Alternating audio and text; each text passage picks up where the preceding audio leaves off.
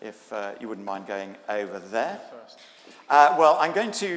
Chris is missing, so Claire, would you like to tell us what Chris is up to today? Today, yeah. Okay, Christopher is 18. He's as tall as Jeremy, and he plays the French horn. And next week, he's playing in a concert in Hatfield House in Hatfield, in Hertfordshire. And today he has an all-day rehearsal. And he will be staying 3 days a week in Harpenden to finish off a particular course, but he'll be here the rest of the time. And he's got lots of nice aunties there to stay with. Great. Thank you. Let's go to Belle next. And I'm not allowed to ask Belle what she's going to do in the future. So I do know that you've been in this area for a year? Yes, I've been at the Academy of Contemporary Music in Guildford for a year, singing, which has been good fun.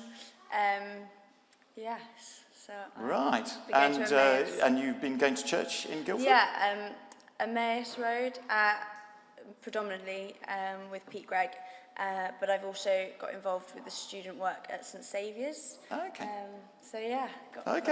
So a lot to talk. And you're obviously doing music in contemporary music. What's your kind of particular interest in music? What kind of music do you really go for? I'm predominantly a jazz singer, but with a classical training and background. So. Great. Lovely. Fabulous. Okay. So Claire, let's go to you. We won't ask your life history, but perhaps we'll... No, we don't have time. But perhaps we could just ask you about coming here and what you're looking forward to in being part of the church here. I'm really looking forward to coming here.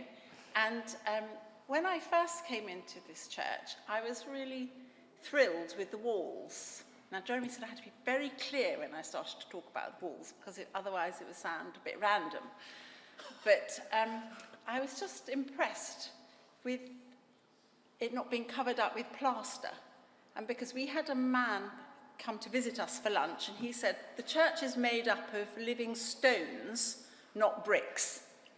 And so here I looked and I thought, gosh, these are really living stones. And I felt really welcomed and by this community, and so I'm looking forward to being part of it and bringing our stone, if you see what I mean, to be with your stones. And you've got a bit of a history of interest in a particular part of Christian ministry, haven't you? Yes, I used to, I was for 10 years part of Evangelical Alliance's special committee on reaching older people with God's love. And in fact, I did a postgraduate course in life course development, but specialising in education and older people. And so that I do have a real interest in retirement issues and ageing and all of that. Lovely. Thank you. Jeremy. Good. Well, I've got to know Jeremy really quite well, and so I've got a lot of information about Jeremy in my head. I'm just trying to think, well, what's the most useful thing for you? So has anyone got a question they want to ask Jeremy, rather than I want to ask him? Oh, let's just start with, I'll give them a moment or two to think about that. Tell us how you came to faith and how you were called to ministry. I, at the age of 8, went to boarding school, and it was through faithful teachers who invited me to come to Christian Union meetings at my prep school around about the age of about 11. And then I went on to King's Canterbury. I was very involved in the Christian Union. I had a bit of a break, I have to say, which has taught me quite a lot about growing up. But it was about trying to fit my faith into who I was and all of that kind of stuff. And I think that's quite a common story.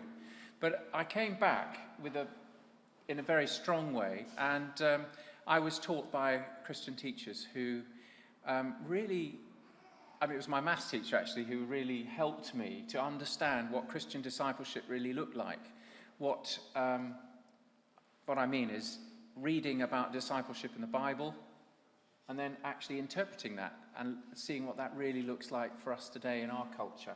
It was very helpful. And then you were called into ministry? About the age of 19, I went to a youth camp, and I had an encounter at that youth camp, And it was like I kind of understood that Jesus, and that Matthew 11:28, where it says, "Come unto me, all you who labour and are heavy laden, and I will give you rest. Take my yoke upon you and learn of me, for I am meek and lowly in heart, and you shall find rest for your souls." And I had this sort of picture of Christ being streaming out his grace, his kindness, his love, his mercy and healing, and all those virtues that we know of the Lord. And with that came a sense that I was going to be called to partner in that work of inviting people to come to know the Lord. And it was come to this Jesus rather than some kind of religious picture or a distant character. So it was very real for me. But it took a long time. It took a long time, didn't it? Yeah. So how long did it take, and what did you do in all of that time? Well, from that time, it took me 27 years before I actually came to the process of ordination and stuff. But it was, I 19 when that happened, then went off to university and studied physics with astrophysics at Queen Mary College, London. I then had a bit of a break working out where I wanted to go, and I worked for 7 years with alcoholics in the East End of London for the Salvation Army. I ended up running the therapy program and doing group therapy. I then needed a bit of a break, so I went and worked in a hospice as a kind of maintenance man and engineer and worked with my hands. I ended up doing IT for them, and then I was a commercial trainer travelling, teaching finance staff how to use. There's a bit of a boom on this, is that right? Oh, well, never mind.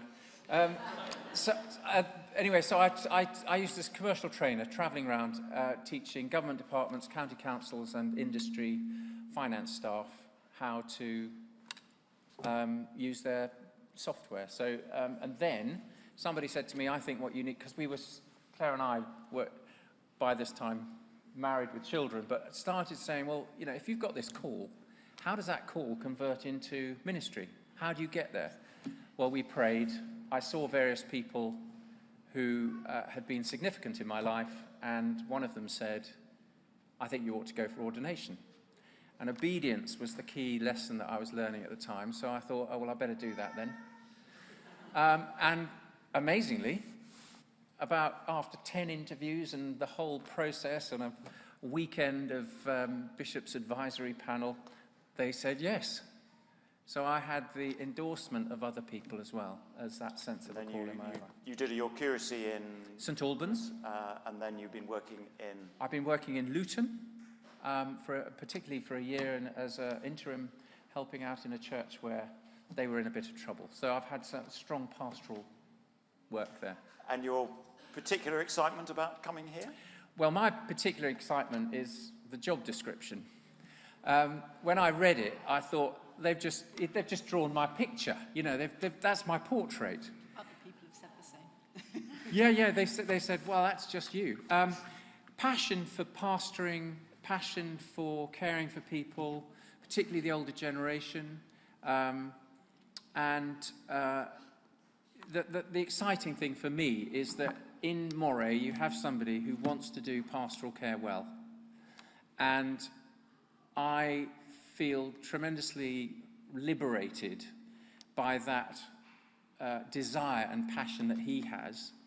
And although I was looking for an incumbency, somewhere to go to learn to lead a church, the excitement was that here I've got the opportunity of working together to do it really, really well. And that's probably the greatest excitement, including chaplaincy to 2 care homes. Really thrilling. Yeah, it's just it's been interesting this last week. We had a Harvest Festival service in Moorlands Lodge this week, and Linda, who runs the activities up there, talking to her afterwards, and the light in her eyes and the joy in her heart, though she brings people to church here, she doesn't join in any of the services, so as far as I can see, she doesn't have any faith. But the light in her eyes and the joy in her heart about Jeremy coming was really, really interesting to see. And it was the first time I'd really seen her sort of warm and energetic about St Luke's and the work up there. And then yesterday I got a call from Huntington House, and I know the Hall family who run it extremely well, but when the phone went, I picked it up and it said, "Is Susan Wing there?" I kind of thought, no, she left 7-8 years ago. She said, "Oh, okay." And I said, "Can I help? I'm the vicar." And he said, "Oh, yes, it's Huntington House here, and we've got someone who's dying." And I thought, well, we've got faithful people who go into Huntington House every month for communion. I know the Hall family really well, but when someone's dying, this is the first time I've been here in 7 years that I've been rung, and they didn't know who to ring. And I kind of think, well, it's time. It's time for Jeremy to be there, and for people to know when they're dying that someone will be there straight away. So thank you for that. Lots of interests. We won't go into all your music interests at this moment, but just do things we want to talk to Jeremy about. Apart from church, if there are those things, then do talk about music and other stuff. But there are lots and lots of gifts Jeremy has got that all of you will be interested in talking to him about. So let's give them a warm welcome. Thank you very much.